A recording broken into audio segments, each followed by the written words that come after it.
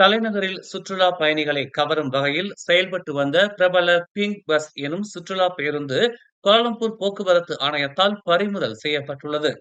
தலைநகரை சுற்றி வரும் பிங்க் பஸ் பேருந்து சேவைக்கான உரிமம் கடந்த ஜூன் மாதத்துடன் காலாவதியானதாக கோலாலம்பூர் போக்குவரத்து ஆணையத்தின் இயக்குநர் ஹமீடி அடாம் தெரிவித்தார். வழக்கமான சோதனை நடவடிக்கையின் போது இது கண்டறியப்பட்டதாகவும், மேலும் சம்பந்தப்பட்ட 3 பேருந்துகளும் புஷ்பாக்கம் வாகன பரிசோதனையை மேற்கொள்ளவில்லை என்பது தெரிய வந்துள்ளதாகவும் அவர் கூறினார்.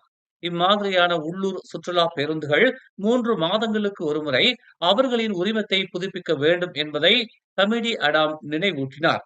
சம்பந்தப்பட்ட பிங்க் பஸ் அதிகமான சுற்றுலா பயணிகளுக்கு குறைந்த விலையில் கோலாலம்பூரை சுற்றி காண்பித்தாலும் முறையான உரிமங்கள் இல்லை என்பதால் சம்பந்தப்பட்ட 3 பேருந்துகளையும் கோலாலம்பூர் போக்குவரத்து ஆணையமான ஜேபிஜே பறிமுதல் செய்திருப்பதாகவும், சம்பந்தப்பட்ட சுற்றுலா நிறுவனத்திற்கு நோட்டீஸ் வழங்கப்பட்டிருப்பதாகவும் ஹமீடி அடாம் கூறினார். மேலும் செய்திகளை தெரிந்து கொள்ள தமிழ் மலர் நாளிதழை பாருங்கள்.